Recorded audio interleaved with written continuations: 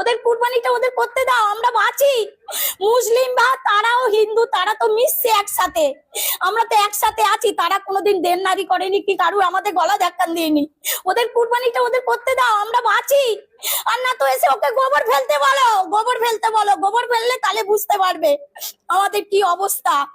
আজ আমার স্বামী ভ্যান কাটে, আমি ব্যবসা চালাই, আমি খাটালে সব কাজ করি, বলি না আমরা সুবিধে সুবিধে সবকিছু পাবো।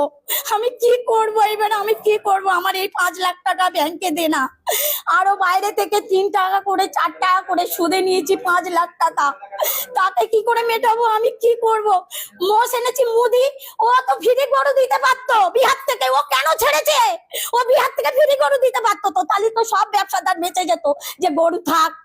আজ বিচুলি আলে আমাদের 1 টাকা দেয় না, বলে 1 টাকা দেবো তারপরে বিচুলি দেবে। এক পরপর করে 10টা গরুকে খাওয়াতে পারি?